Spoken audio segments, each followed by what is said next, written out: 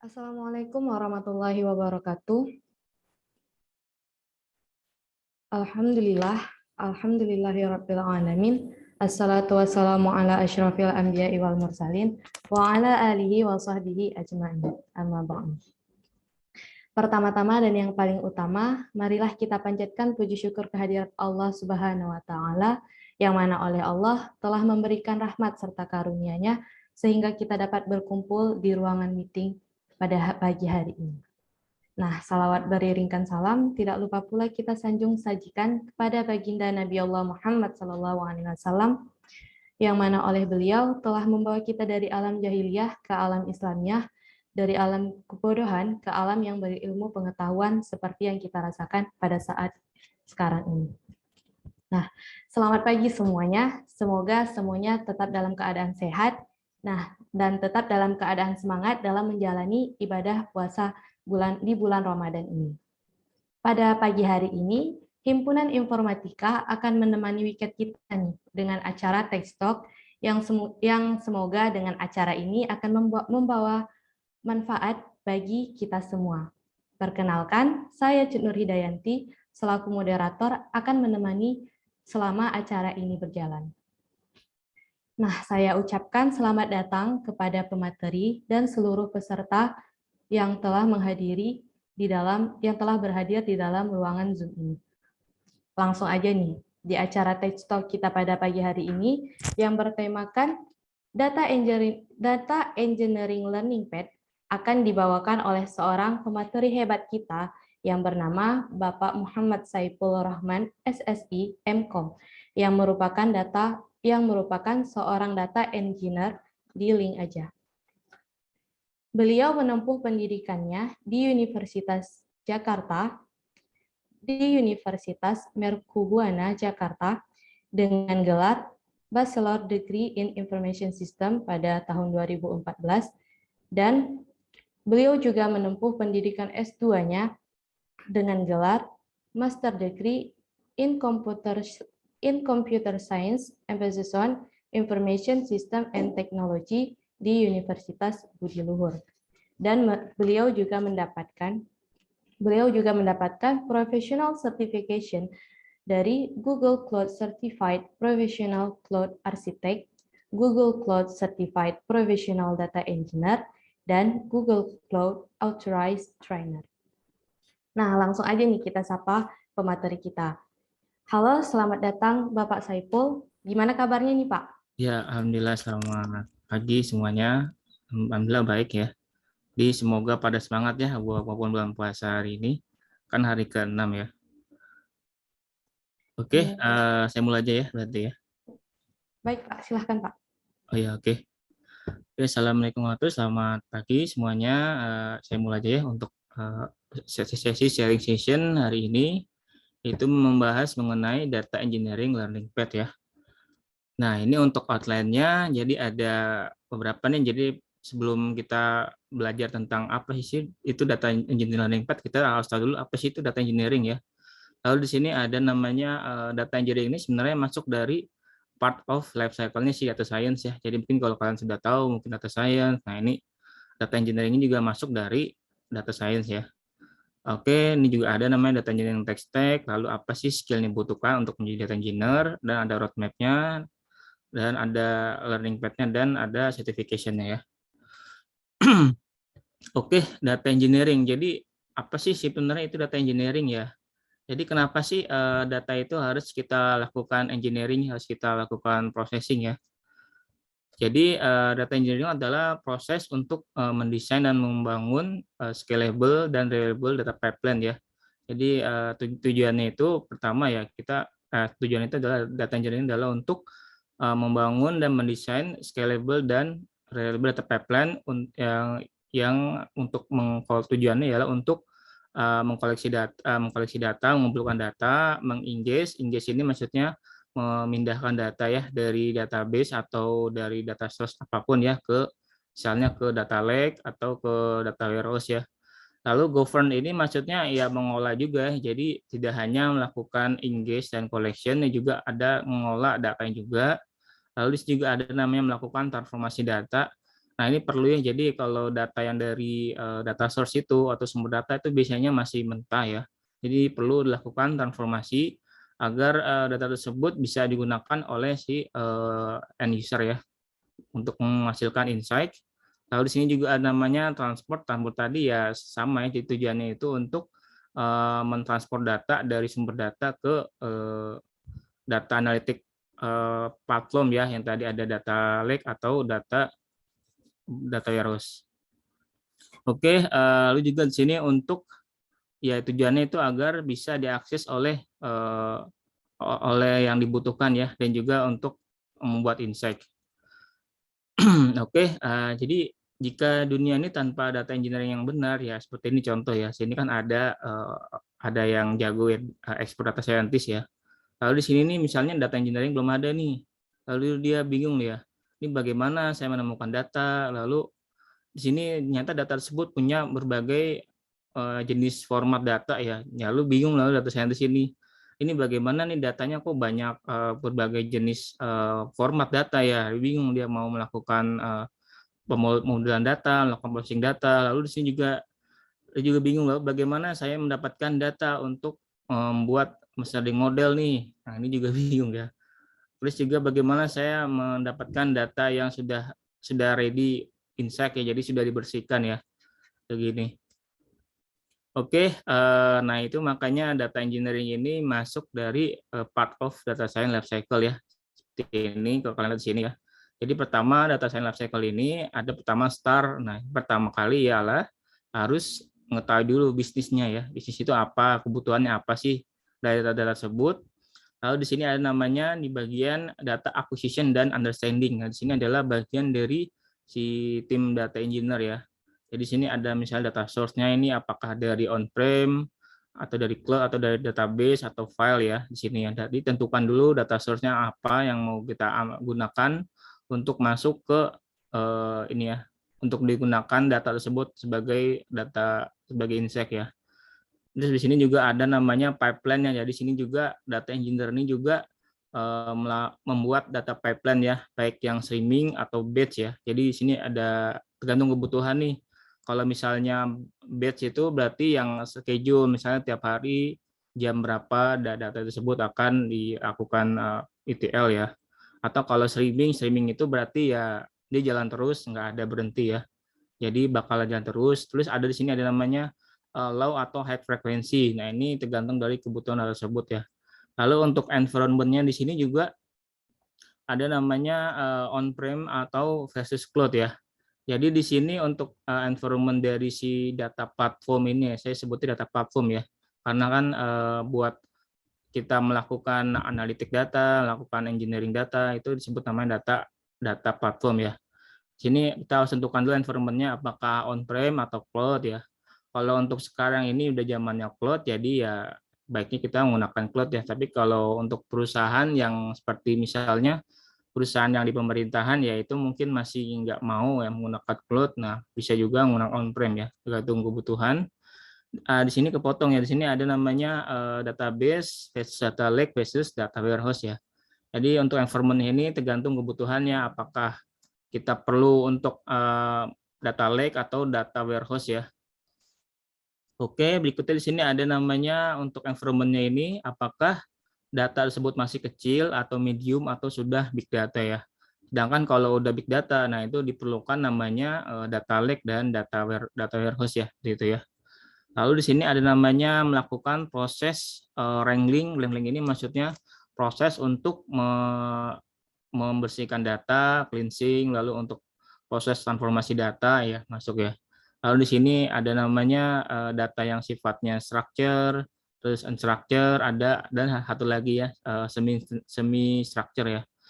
Lalu di sini juga ada namanya proses untuk melakukan data validation dan clean up, dan ada namanya visualization ya seperti itu ya. Oke, di sini untuk tahapan data engineering, lalu di sini ada namanya tahapan deployment ya.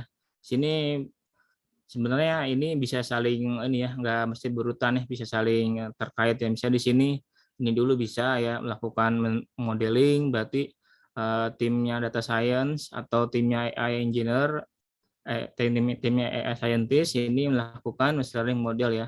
Misalnya di sini melakukan feature engineering, lalu melakukan model training, lalu ngecek hasil modelnya itu ya menggunakan model validation ya, tergantung kebutuhan, ada cross validation, ada A/B testing dan seterusnya. Lalu kalau misalnya dari tim data science atau tim AI scientist udah lakukan modeling, lalu di sini ada namanya tahap deployment ya. Tahap deployment untuk machine learning model nih ya. Di sini jadinya udah masuk ke production ya. Jadi hasil dari machine learning modelnya itu di deploy masuk ke productionnya. Sini misalnya ada aplikasinya lagi untuk menampilkan hasil prediksinya ya. Ini biasanya timnya AI engineer atau bisa juga data engineer sendiri ya, tergantung dari kebutuhannya. Terus kalau misalnya sudah terpenuhi ya udah nanti misalnya customer udah oke nih. Oke, berarti selesai ya. Ya, tapi sebenarnya kalau di dunia kerja ini bakal jalan terus ya, nggak ada namanya end ya. Bakal jalan terus. Kalau misalnya udah selesai nih, dia bakal jalan lagi dari awal gitu ya. Tergantung dari kebutuhan perusahaannya ya, kebutuhan end user-nya. Atau kalau di perusahaan saya itu disebut namanya data enablement ya. Jadi pertama kali misalnya contoh ya. Contoh misalnya ada services A, dia itu ada di database A ya. Si end user ini mau mengambil data tersebut untuk melakukan membuat laporan, membuat dashboard ya untuk menghasilkan insight. Berarti di sini tim end user melakukan namanya business understanding, lalu di sini ada diberikan ke tim data engineering ya untuk dilakukan ETL ya. ETL dari misalnya dari database A maunya data tersebut dimasukkan ke data warehouse, lalu biasa dilakukan ETL baik yang sifatnya streaming atau batch ya, tergantung kebutuhan. Lalu kalau misalnya udah, lalu ya udah timnya data engineer ya udah cuma tugasnya itu adalah memasukkan data ke data warehouse ya, seperti itu.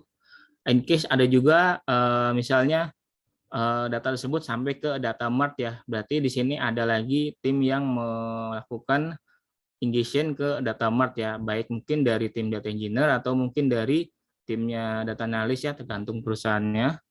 Lalu misalnya kalau udah, terus di sini ada namanya proses lakukan exploration dan cleaning ya. Gitu. Ini kalau misalnya udah ya ada namanya visualisasi, dan di sini kalau timnya data science atau AI bisa juga melakukan modeling dan deployment ya. Itu contohnya aja. Oke, nah ini ada data engineering tech stack ya. Jadi di sini mostly yang sering digunakan di dunia data engineering ya. Misalnya di sini ada namanya Apache Spark. Apache Spark ini digunakan untuk melakukan ETL ya. ETL baik yang streaming atau batch bisa menggunakan Apache Spark ya.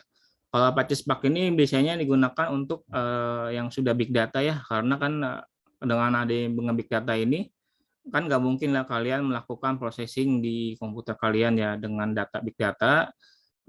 Terus juga kan kalau big data itu pasti datanya gede banget dan juga pasti processingnya juga berat ya. Jadi gunakanlah namanya Apache Spark. Nah kalau Kafka ini adalah streaming ingestion ya. Jadi sifatnya kalau kalian lakukan streaming ingestion itu bisa menggunakan Kafka ya. Kalau untuk Apache Spark ini disebut semuanya data processing ya.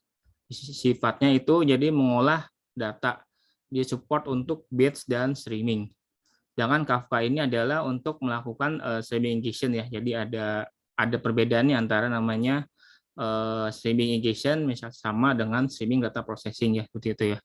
Lalu di sini ada namanya Apache Flink. Apache Flink ini juga sama tujuannya yaitu untuk melakukan streaming processing juga ya, begitu ya. Jadi ada banyak pilihan nih ya. Terus ada juga Apache Beam. Apache Beam juga support batch dan streaming ya, sama seperti Apache Spark. Terus juga ada namanya BigQuery. BigQuery ini adalah data warehouse yang ada di Google Cloud ya. Jadi kalau kalian misalnya pakai Google Cloud bisa menggunakan BigQuery, atau kalau misalnya mau pakai AWS ya. AWS itu ada namanya Redshift ya untuk data warehouse-nya. Berikutnya ini ada namanya Cassandra ya. Cassandra ini adalah NoSQL database yang sifatnya itu open source. Sama juga dengan namanya MongoDB ya, sama sih untuk menampung data yang sifatnya yang dokumen ya, kayak misalnya sifatnya JSON gitu. Lalu di sini ada namanya Hive. Apache Hive ini data warehouse open source yang masuk ke dalam Hadoop ekosistem ya.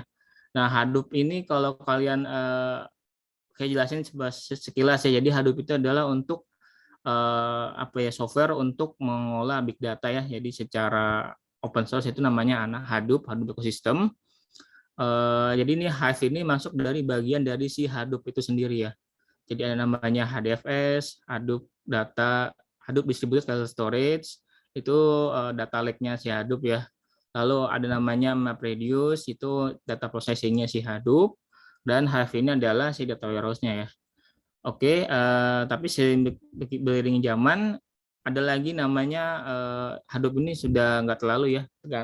Tapi kalau misalnya kalian masih menggunakan on-prem bisa menggunakan Hive, tapi kalau udah cloud misalnya Google Cloud biasanya menggunakan BigQuery ya.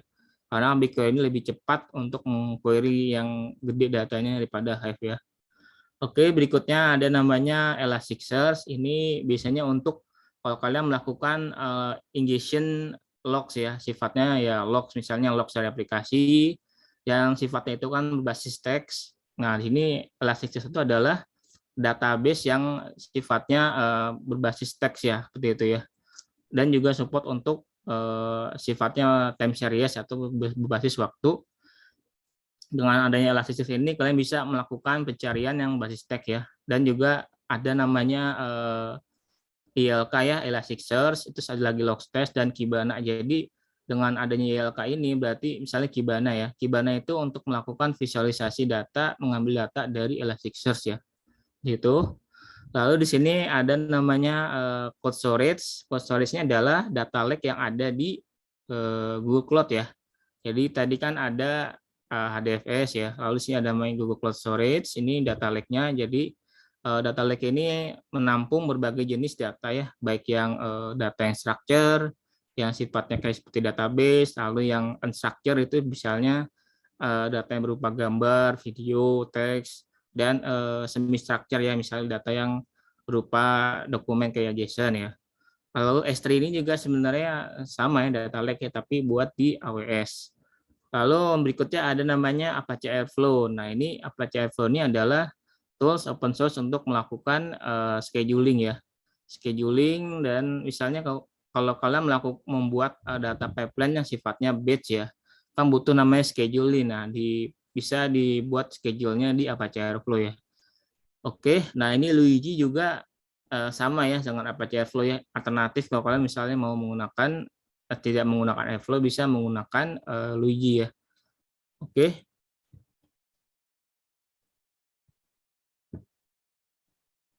Oke, berikutnya ini adalah kerjanya apa sih data engineer itu ya. Jadi data engineer itu pertama ya membuat dulu namanya data platform ya tadi ya. Data platform itu digunakan untuk membuat misal tadi membuat data warehouse, terus data lake, terus juga data mart juga ya. Terus nah itu disebut namanya data platform. Lalu juga harus mendefinisikan nih tentang data arsitektur dan data modeling ya. Jadi ini data arsitektur data ini ya tadi ya, misalnya dari mana ke mana, dari sumber datanya itu apa aja, lalu dilakukan misalnya ETL atau ELT ya. Kalau ETL itu kan berarti singkatan dari extract, transform, load. Berarti pertama diekstrak dulu dari data source, lalu dimasuk ke staging stage ya.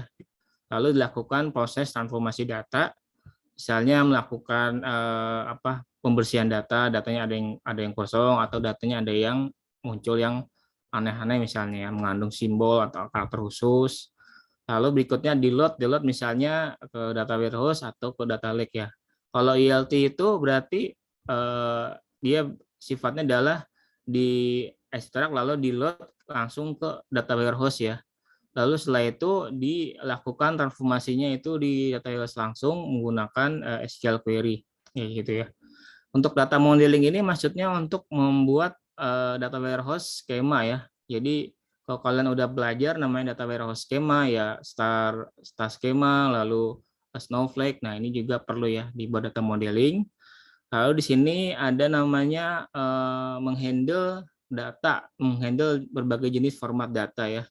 Jadi kan data ada banyak nih, misalnya datanya itu bisa berupa CSV, Avro, terus ada JSON, ada namanya juga PowerPoint dan seterusnya. Nah, ini datanya itu harus bisa menghandle berbagai jenis format data, lalu dimasukkan ya ke misalnya data warehouse atau data mart gitu. Lalu ini juga pentingnya juga yaitu membuat ETL atau ELT pipeline ya, dengan tergantung kebutuhannya, misalnya mau batch atau streaming ya. Lalu juga ini kalau untuk yang batch ini membuat schedule dan deploy pipeline ya. Nah, ini kalau misalnya sudah oke nih masuk ke production, lakukan schedule dan deploy pipeline tersebut ke production ya. Lalu nih sini juga membuat framework atau kode untuk aktivitas data management. Nah, ini juga tugasnya juga data engineer ya. Misalnya tadi membuat kode atau framework untuk melakukan data katalog ya. Jadi misalnya kalau data udah banyak nih, perlu namanya data katalog ya. Data katalog itu tujuannya itu untuk mengecek nih data-data tersebut ini asal dari mana sih. Itu biasanya didapat dari metadata yang ada di data warehouse ya. Jadi misalnya data tersebut dari mana, lalu di situ ada rincian dari data tersebut itu apa aja deskripsinya. Nah, itu disebut sebagai contoh dari data katalog ya. Masuk dari data management activities ya. Lalu di sini juga make sure data tersebut bisa diakses dengan akses ya, dengan akses yang benar ya. Jadi maksudnya ini diberikan aksesnya itu ke user yang membutuhkan ya. Jadi perlu namanya dilakukan data security ya. Jadi misalnya dataset ini diberikan akses ke misalnya ke tim data analis yang untuk melakukan proses membuat insight, terus misalnya proses untuk membuat dashboard dan report. Nah, ini perlu. Atau misalnya tim bisnis nih untuk mengecek data tersebut di data mart, nah ini juga perlu ya. Lalu di sini juga namanya mengenable self service ya. Nah, ini tadi tujuannya itu agar si para pengguna data itu, para consumer data ini bisa mengakses data tersebut sendiri ya tanpa perlu bantuan data engineer untuk mendownloadkan data tersebut ya. Jadi makanya tadi data engineer itu udah taruh aja data tersebut misalnya di data warehouse atau di data lake ya, nanti si tim consumer data itu tinggal mengambil data tersebut sendiri ya. Nah, makanya perlu namanya diberikan hak akses sesuai dengan kebutuhan dari user tersebut. Oke, berikutnya nih skill yang dibutuhkan untuk menjadi data engineer ya. Oke, dari yang pertama yang paling dasar ya, yaitu ya wajib ya SQL ya, karena yang namanya data engineer itu pasti sering berhubungan dengan data yang ada di database dan data warehouse. Makanya wajib SQL database ya. Sini SQL database-nya ini minimal level intermediate ya. Jadi kalau kalian misalnya mau menjadi data engineer, kalian menguasai dulu lah untuk level dasarnya ya. SQL database ini untuk level intermediate paling nggak sampai kalian bisa melakukan namanya union, lalu ada subquery ya itu. Terus untuk programming language ini juga wajib ya paling nggak sampai level basic ya. Basic juga nggak apa-apa sih. Jadi misalnya kalian kuasai ini salah satu nih yang lagi tren nih ya, Java atau Python atau Scala ya. Tapi untuk yang di Indonesia ini mostly Python yang terkenal ya. Karena kan Python ini juga terkenal di dunia data science ya. Karena dengan Python ini banyak sekali library yang dibutuhkan untuk buat machine learning model ya. Kalau Java ini biasanya kalau kalian mau membuat data pipeline yang sifatnya untuk yang level enterprise ya, sama untuk yang tergantung kebutuhan sih ya. Bisa juga misalnya kalau kalian mau membuat streaming processing, misalnya menggunakan Spark Streaming atau namanya Kafka Stream, itu kan bisa menggunakan Java ya atau Python ya. Lalu berikutnya ada namanya kebutuhan pengetahuan mengenai data warehouse dan data mart ya. Nah, tadi saya udah jelasin ya, jadi data warehouse itu tempat menampung data, sedangkan data mart ini ya data tersebut sudah dipilah-pilah ya. Jadi misalnya data mart itu misalnya data misalnya tim marketing mau mengambil data terkait penjualan, berarti sudah bisa nih data mart untuk penjualan. Terus misalnya tim logistik mau terkait data logistik, berarti ada data mart khusus logistik ya, tergantung sudah bisa dengan sesuai dengan kategori data tersebut ya. Lalu berikutnya adalah ya pastinya nih membangun data pipeline ya, baik yang batch atau streaming ya, dan atau streaming ya, tergantung ya. Bisa tergantung perusahaan apakah mau batch aja cukup atau dan juga streaming ya, tergantung kebutuhan ya. Kalau batch ini bisa menggunakan namanya Apache Spark dan Airflow ya. Airflow ini ya untuk schedulingnya. Tapi kalau di kantor saya ini sebenarnya Airflow juga udah cukup ya, karena emang tergantung kebutuhan lagi. Kalau misalnya dirasa Airflow cukup ya udah nggak usah pakai Spark. Spark ini biasanya kalau di kantor saya dia untuk timnya data science ya, sama timnya AI ya, seperti itu buat selling model. Berikutnya untuk streaming pipeline ya, ada namanya Kafka untuk streamingation, lalu untuk streaming processing-nya itu ada namanya Spark Streaming atau ada namanya Kafka Stream ya, dan seterusnya ada banyak ya. Jadi ya makanya kalau untuk develop data pipeline ini, kalau di sini saya contohnya kasih yang coding ya, tapi kalau di perusahaannya itu ternyata emang ada tools yang no coding ya, kayak misalnya toolsnya itu ada talent, terus ada lagi namanya tools namanya Pentaho atau Informatika. Nah, itu juga itu enak sebenarnya, tapi itu berbayar sebenarnya untuk perusahaan ya. Jadi kalau emang buat belajar ya udah langsung aja kita ngodik aja ya buat data pipeline tersebut ya. Oke, nah ini juga jangan lupa untuk dasar ya. Untuk dasar ini dari SQL database, terus programming, terus ini ya pengetahuan tentang Linux CLI ya. Jadi penting juga nih. Jadi untuk mengontrol data engineer kan karena sering berhubungan dengan server, perlu namanya Linux CLI ya, perintah-perintah Linux CLI kayak misalnya minta untuk copy file, terus misalnya untuk perintah untuk pindahkan file dan seterusnya ya. Kalau Linux CLI ini sebenarnya nggak usah dihafal ya, kalian bisa caranya di Google ya kalau misalnya lupa, tapi paling nggak tahu dasarnya ya gitu ya. Terus di sini juga harus tahu juga pengetahuan mengenai big data teknologi ya dan Hadoop ekosistem ya. Jadi untuk dasarnya tadi ada SQL database, ada namanya programming language, terus ada Linux CLI ya. Itu level basic. Plus untuk level tingkat lanjut intermediate itu kalian bisa belajar namanya data pipeline ya. Tadi ya batch, misalnya batch dulu nih yang lebih mudah ya. Habis itu kalau udah lanjut ke streaming ya. Sama ada namanya data warehouse, data mart, ada data big data teknologi, dan ada berikutnya adalah cloud computing ya. Jadi kenapa sih kita data engineer ini perlu belajar cloud computing ya? Karena ya sekarang kan eranya udah era cloud ya. Jadi perlu kalian belajar namanya salah satu teknologi Google Cloud ya. Apa bisa menggunakan Google Cloud atau bisa juga menggunakan AWS atau Azure ya. Azure ini Microsoft punya ya. Oke. Oke, nah ini ada namanya roadmap-nya ya. Roadmap-nya ini berarti urutan-urutan ya dari yang level dasar sampai yang level tingkat lanjut ya. Ini yang level dasar ya tadi ya basic programming, misalnya kalian pilih ya mau Python atau Java, pilih salah satu yang harus kuasai. Lalu berikutnya ada database ya. Database ini yang tadi SQL database sampai level intermediate itu perlu juga.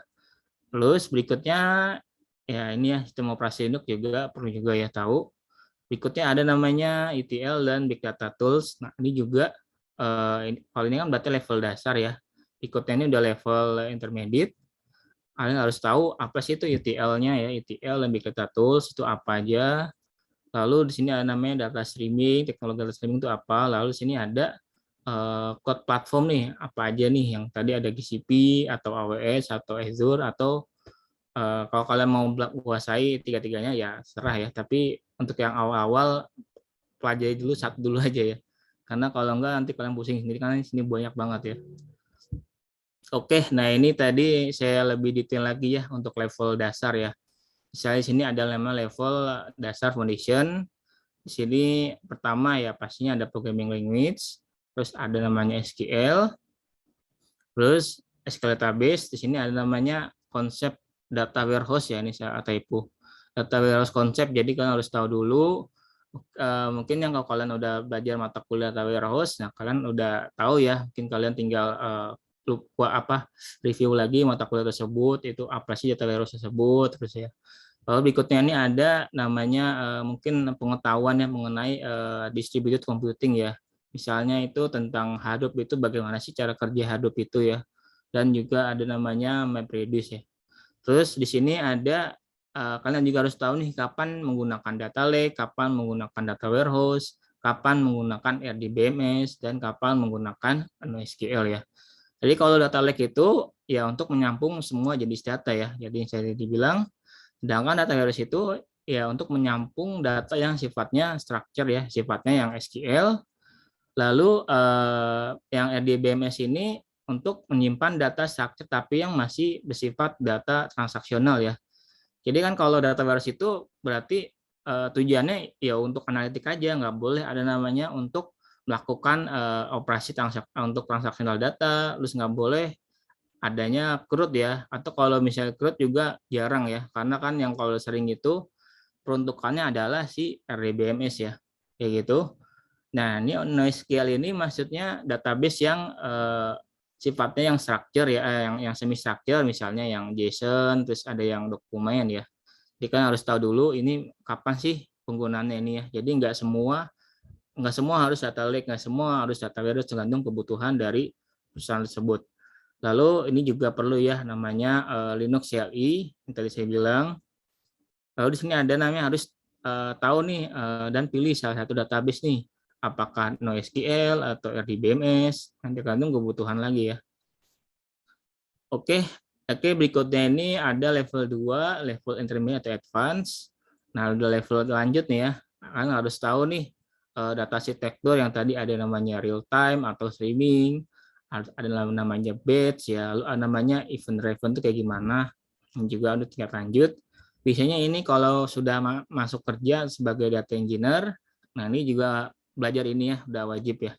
Terus di sini mempelajari tentang streaming platform dan streaming processing ya. Berarti tadi mempelajari misalnya streaming ingestion, misalnya menggunakan ada Kafka ya atau Flume ya, gantung kebutuhannya ya. Atau yang lagi tren sekarang adalah Apache Pulsar ya, yang katanya itu lebih baik daripada Kafka. Tapi untuk dasar mungkin kalian bisa belajar namanya Kafka dulu ya. Lalu untuk streaming processing ini ya tadi untuk pengolahan data yang sifatnya streaming ya. Tadi ada namanya Spark Streaming atau namanya Kafka Stream ya. Atau tadi ada namanya BIM ya. Apache BIM juga bisa untuk streaming. Di sini berikutnya juga pilih salah satu cloud provider yang kalian mau ya, dan kuasai terkait dengan data engineering produknya ya. Misalnya nih kalian pilih Google Cloud nih, lalu kalian kuasai produk data engineering yang ada di Google Cloud ya. Misalnya data engineering yang ada di Google Cloud itu data warehouse-nya adalah si BigQuery, terus data lake-nya itu cold storage, terus misalnya untuk data processing-nya ini ya bisa dari Apache Beam tadi ya, data flow, lalu Spark juga bisa support, sama Kafka juga. Terus misalnya NoSQL-nya juga bisa menggunakan MongoDB atau bisa menggunakan yang sudah ada di ini ya, di Google Cloud ya. Terus di sini ada fokus dari data warehouse tersebut ya, data warehouse yang ada di cloud ya. Misalnya nih kalian tadi misalnya pakai Google Cloud, nah berarti fokus pelajari tentang BigQuery itu kayak gimana, lebih detailnya. Lalu di sini ada namanya Big Data Services-nya ini ya seperti apa ya. Lalu juga Spark ini tergantung kebutuhan ya. Kalau kalian misalnya di kantor pakai Spark ya belajar pakai Spark ya. Oke, lalu berikutnya ini mengenai membuat CI/CD untuk membuat dan mendeploy data pipeline ya. Jadi kalau kalian misalnya sudah punya background dari developer membahas CI/CD mungkin sudah familiar ya. Jadi ini CI/CD itu maksudnya jika data engineer nih membuat data pipeline nih, lalu sudah oke, udah push, nanti otomatis CI/CD-nya akan jalan masuk ke misalnya ke ada berapa tahap ya, misalnya pertama ada di tahap development dulu. Misalnya ada yang testing nih udah oke nih, masuk ke staging ya. Staging misalnya udah oke nih pipeline tersebut, udah masuk ke production. Nah, production itu ya udah masuk misalnya ke data warehouse-nya production misalnya ya. Atau kalau tadi staging masih ke data warehouse staging gitu ya. Ini perlu juga untuk mengetahui CI/CD juga ya. Oke, ini sudah level expert ya. Ini misalnya kalau udah level senior data engineer, kalian harus pelajari misalnya tentang lebih dalam mengenai apa sih itu data arsitektur ya, arsitektur data ya, sama data modeling itu sendiri ya. Misalnya di sini ada data warehouse lebih dalam, terus juga NoSQL dan seterusnya ya. Lalu di sini juga mengetahui ya, mengerti dan membuat data arsitektur yang sifatnya seperti kontainer dan Kubernetes ya. Nah ini misalnya kalau kalian sudah tahu nih tadi nih level expert nih, kalian mau misalnya membuat data pipeline yang mendeploy misalnya level kontainer. Jadi misalnya kalian mau membuat mendeploy misalnya Airflow ya, Apache Airflow di kontainer ya. Kenapa sih di kontainer? Karena kalau di VM ya ini ya nggak ribet ya kalau dipakai kemana-mana kan nggak praktis ya kan dengan kontainer ini. Berarti kalian bisa deploy satu kontainer tersebut nanti bisa dipakai di berbagai environment ya. Berikutnya kalau misalnya kan kalau kontainer itu level development ya. Kalau udah production ya udah menggunakan namanya Kubernetes ya. Kubernetes-nya adalah sebuah tools open source untuk orchestrate si kontainer tersebut ya. Nah, ini nanti yang di level lanjut ya. Sedangkan kalau kontainer itu bisa menggunakan namanya Docker yang terkenal ya. Lalu berikutnya sini kalian mempelajari mengenai hybrid cloud dan multi cloud ya. Kalau hybrid cloud ini maksudnya kalian sudah misalnya tahu tentang on-prem, lalu terus juga tentang cloud ya. Terus kalau multi cloud ini berarti kalian tahu lebih dari satu cloud ya, misalnya Google Cloud sama AWS. Nah ini sudah masuk ke multi cloud ya.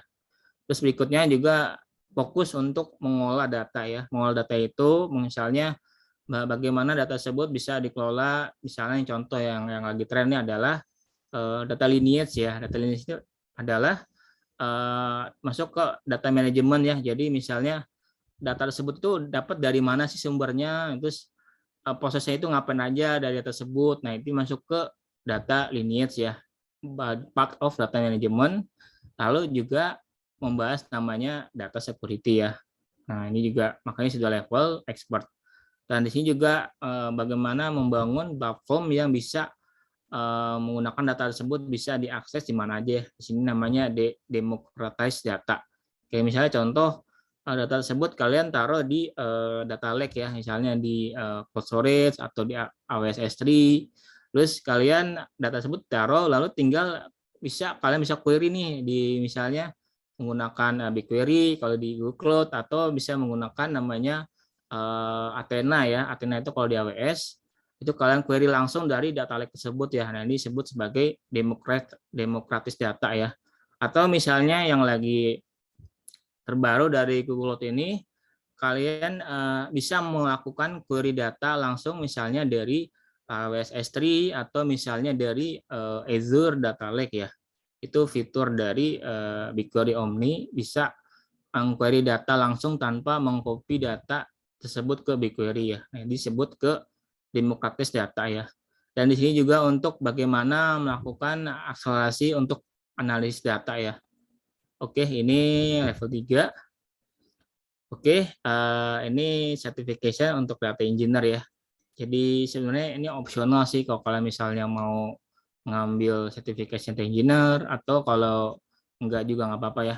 Karena kan namanya sertifikasi ini tujuannya itu agar kalian tuh diakui ya, misalnya oh sudah kompeten di bidang ini. Tapi kalau enggak juga nggak apa-apa ya, karena kan yang penting adalah yang nomor satu itu adalah pengalaman ya, pengalaman kerja ya. Jadi untuk sertifikasi ini misalnya kalian sudah sertifikasi nih tapi ternyata pengalaman kerjanya belum ada dari data engineer misalnya, itu tetap susah juga ya, karena yang utama itu di Indonesia adalah pengalaman kerja ya. Kalau misalnya pengalaman kerja oke lah at least setahun, terus didukung dengan sertifikasi. Nah, berarti ada nilai tambah ya daripada hanya cuma pengalaman kerja doang ya, kayak gitu. Ini cuma kayak sebagai nilai tambah aja. Kalau di sini berarti dari Azure ya, dari Microsoft ini ada namanya Azure Data Engineer, nilai associate. Kalau dari AWS ini namanya AWS Data Analytics Specialty ya. Ini untuk levelnya specialty, udah level atas ya, udah level expert. Kalau berikutnya di Google Cloud ini ada namanya Google Cloud dan Professional Data Engineer ya. Kalau ini untuk di Google Cloud ya, kayak gitu. Oke, sampai sini ada yang mau tanyakan? Silakan ya, sudah masuk ke sesi sharing session. Masuk ke sesi pertanyaan ya. Oke, silakan saya balikan ke moderator ya, kalau ada yang mau ditanyakan. Terima kasih kepada Pak Iya. Saiful atas pemaparan materinya. Nah, di sini sudah ada satu pertanyaan dari Abdul Hafiz. Berdasarkan pengalaman Bapak, bagaimana Bapak bekerja secara tim sebagai data engineer nih, Pak? Oke ya, jadi pengalaman saya sebagai data engineer ini ya tadi ya, pertama ya buat dulu data infrastruktur dulu ya. Karena kan itu fondasi dari bagaimana kita membuat data pipeline. Ya misalnya tadi di kantor saya kan sudah menggunakan cloud ya, Google Cloud. Maka ya buat dulu data pipeline tersebut di Google Cloud.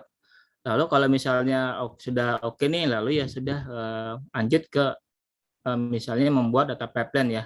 Data pipeline yang tadi ada namanya batch, ada yang namanya streaming. Jadi ada tim-timnya lagi nih ya. Kalau di kantor saya ini ya di link aja itu ada kalau saya itu di timnya khusus untuk mengurusi data platform ya yang ada di Google Cloud. Kalau untuk yang ngurusin data pipeline itu ada lagi ya timnya lagi, yaitu namanya tim data solution engineer ya. Itu lebih fokus untuk membuat pipeline ya, baik yang batch atau streaming. Oke, kayak gitu ya. Jadi emang tugasnya emang data engineer itu ya membuat data platform tersebut, lalu menyediakan data tersebut ya. Data tersebut ya bisa tadi ada di data warehouse atau di data lake ya. Atau misalnya kalau mau sampai ke data mart juga bisa ya. Tugasnya itu terus ya udah nanti tinggal si data consumer itu tinggal menggunakan data tersebut ya, itu disebut sebagai self service data ya, self service data. Jadi ya biar si data consumer itu nggak minta data mulu ya ke data engineer ya, karena kan mungkin di perusahaan-perusahaan yang konvensional ini minta data, downloadin data dulu nih ke data engineer nih dari user. Ya kan akhirnya kan user akhirnya kan data engineer jadi banyak kerjaan ya kan. Yang harusnya fokus yang lain malah fokus ngurusin si user ya kayak gitu ya. Oke, itu dari pertanyaan dari Abdul Hafiz, jawaban dari Abdul Hafiz ya. Baik, terima Iya. kasih. Ini ada pertanyaan selanjutnya lagi nih, Pak, dari Dede Kurniawan. Nah, izin bertanya, tadi kan telah dijelaskan kalau di Indonesia yang penting adalah pengalaman kerja. Nah, terus misalnya untuk fresh graduate yang tanpa pengalaman kerja, untuk menunjang supaya chance diterima kerja lebih besar, sebaiknya apa nih yang perlu dilakukan, Pak, selain sertifikasi? Oh iya, ya itu ya cari-cari lowongan magang ya, internship ya. Jadi kan pas itu cara-cara aja di perusahaan yang teknologi itu biasanya selalu buka ya untuk posisi internship ya. Kalau misalnya buat fresh graduate ya udah nggak apa-apa internship aja nih. Kalau ya misalnya kalau level internship magang mah ya gajinya nggak seberapa ya, tapi yang penting pengalaman kerja dulu ya. At least palingan setahun lah gitu ya. Karena ada juga ya kayak misalnya di kantor saya ini ada yang anak magang yang internship mungkin karena bagus dia lanjut jadi karyawan tetap ya kayak gitu ya. Jadi yang buat fresh graduate jangan malu ya, jangan malu untuk coba yang internship ya. Dan jangan lupa tetap terus update ilmu ya kayak gitu. Ya. Oke, Pak. Ini ada lagi nih, Pak, dari Zikru. Menurut pengalaman Bapak nih sebagai data engineer, kira-kira jenis proyek apa yang sangat menantang bagi Bapak? Dan kalau misal ketemu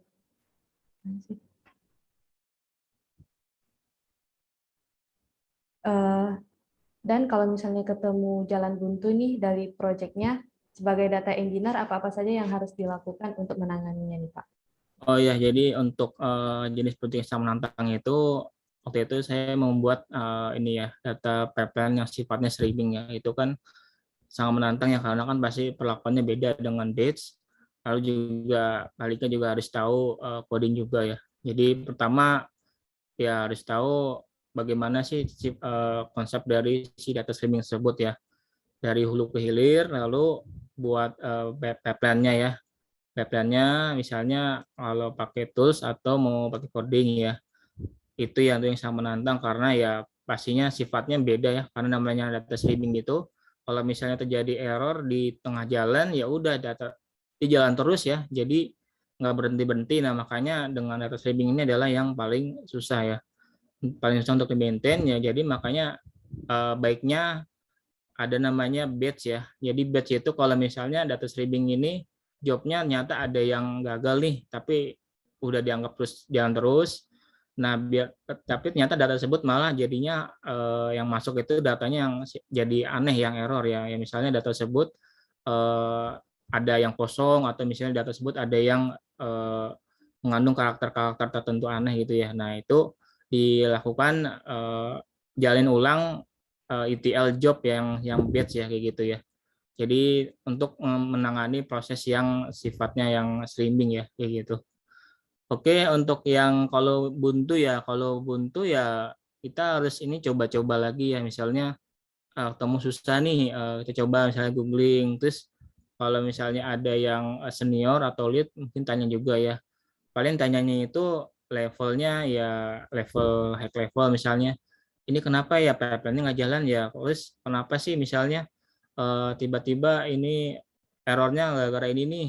Nah coba tanyakan misalnya ke senior ya, kalau kalian googling itu misalnya buntu ya belum ketemu ya, tanya senior atau leadnya misalnya ini kenapa ya ini, paling nanti dikasih tahu ya caranya kayak gimana. Itu jadi jangan malu bertanya ya, pastiin googling dulu sih ya untuk cari jawaban tersebut ya. Oke, itu sih dari siapa, Muhammad Syah Zikrullah ya. Oke, ada lagi yang mau bertanya? Kayaknya saya juga bakalan ingin bertanya nih, Pak. Oh ya, silakan. Jadi kan di dalam data engineer ini pasti banyak teknologi yang bakalan kita gunakan ya kan, Pak.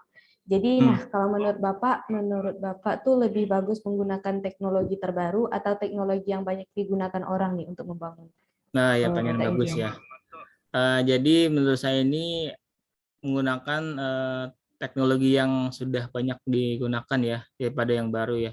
Karena kan yang sudah banyak digunakan ini selalu disupport ya. Misalnya Apache Airflow itu kan sudah banyak digunakan ya. Nah itu ada banyak yang support di komunitas ya. Jadi selalu update. Kalau lu juga kalau misalnya ada error bisa tanya di komunitas ya. Ini errornya kenapa nih? Nanti banyak yang jawab. Kalau misalnya teknologi yang baru tapi misalnya belum banyak yang digunakan, nah itu biasanya masih versi beta ya, beta atau alpha atau beta. Nah itu speknya ini ya kurang ya, karena kan itu pasti untuk supportnya ini juga sedikit. Lalu juga pasti kalau kalian coba-coba pasti ada banyak error ya, kayak misalnya saya contoh misalnya saya lagi nyoba tools tentang data lineage ya, ini tuh ternyata masih baru nih, masih beta nih. Pas saya deploy di Docker itu ternyata ada masalah juga ya. Terus juga pas nyoba connect ke Airflow itu juga ternyata masalah lagi kayak gitu. Terus dari awal juga udah masalah, ya udah nggak bisa ini ya. Terus dari komunitasnya juga ternyata masih sedikit, ya udah saya ganti aja lah ya, karena kan masih belum stabil kayak gitu ya. Itu jawabannya ya Mbak ya. Oke, terima kasih Ya. Pak. Ini ada pertanyaan selanjutnya dari Rifki Arif. Jadi izin bertanya Pak, untuk jadi junior data engineer, apakah bisa tanpa perlu menguasai Java dan Scala, namun hanya menguasai Python dan SQL? Misalnya. Selanjutnya, kira-kira apa perbedaan dari data engineer dan big data engineer dan BI developer, Pak? Terima kasih. Oh ya, oke. Jadi untuk nggak mesti nguasain Java ya. Jadi kalau misalnya bisa Python dan Scala itu juga sudah bagus sih. Karena di kantor saya pun juga ternyata nggak pakai Java ya, malah pakai Python dan SQL yang untuk data engineer ya. Jadi tergantung lagi ke kebutuhan perusahaan ya. Kalau misalnya kebutuhan perusahaan itu cuma cukup Python dan SQL ya udah itu aja. Terus kalau nanti nextnya nih nyata perusahaan butuh Java ya udah kalian belajar lagi misalnya Java ya kayak gitu ya. Terus untuk perbedaan dari data engineer, big data engineer dan BI developer ya. Sebenarnya data engineer dan big data engineer sebenarnya sama ya. Jadi sebenarnya itu sama, kerjanya juga sama, jadi nggak ada yang beda ya. Mungkin cuma istilah tapi sama aja sebenarnya itu ya. Oke, untuk BI developer itu lebih fokus untuk membuat ini ya dashboard, terus report ya itu namanya BI developer. Dan misalnya contoh yang di kantor saya itu ada namanya LookML ya, menggunakan tools namanya LookML. LookML ini kan dia sifatnya kan buat report dan dashboard itu menggunakan mirip dengan SQL ya sintaknya ya. Nah itu juga bisa disebut juga sebagai BI developer ya, kayak gitu ya. Jadi lebih fokus untuk membuat dashboard dan report yang mostly menggunakan SQL sintaknya. Itu BI developer. Nah, kalau ada lagi namanya BI analis ya. BI analis itu lebih fokus untuk menganalisa data kebutuhan user sama eh, sama misalnya kalau dashboard dan report dari buat ya udah dia yang presentasi ke stakeholder ya, end user kayak gitu ya. Atau mirip-mirip sih BI analis itu dengan data analis gitu ya.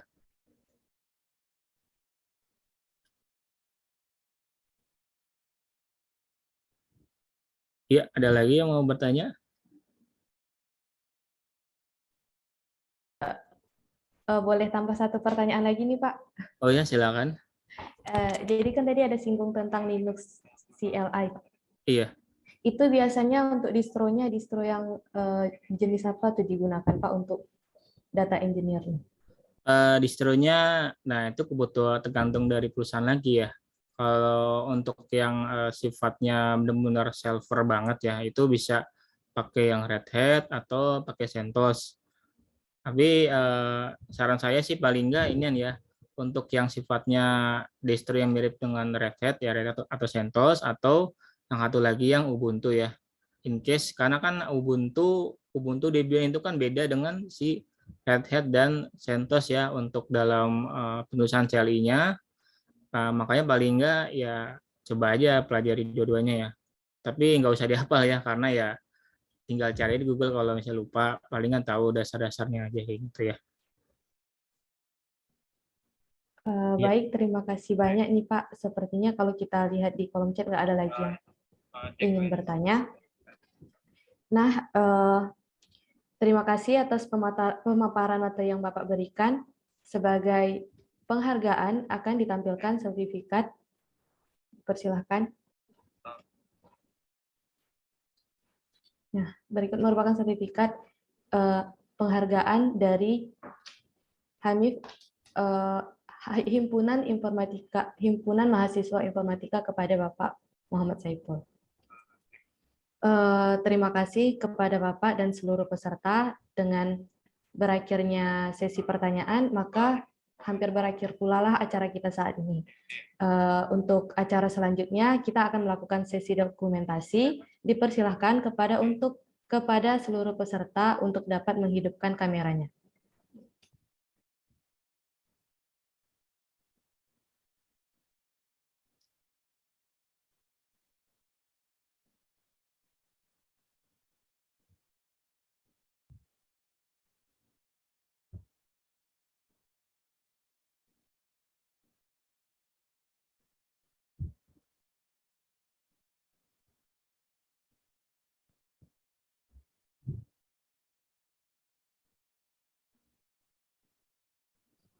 Baik, untuk slide pertama, tampilkan gaya terbaiknya. 1, 2, 3. Oke, next slide. Untuk slide kedua. 1, 2, 3. Baik, terima kasih kepada Bapak Muhammad Saiful dan seluruh peserta yang telah menghadiri acara TED Talk pada hari ini. Dengan berakhirnya sesi foto, maka berakhirlah sesi dari acara TED Talk kita pada hari ini. Terima kasih kepada semuanya.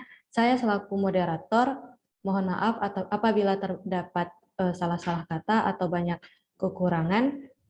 Wabillahi taufiq wa hidayah. Wassalamualaikum warahmatullahi wabarakatuh. Waalaikumsalam warahmatullahi wabarakatuh. Terima kasih, Bapak. Ya, oke.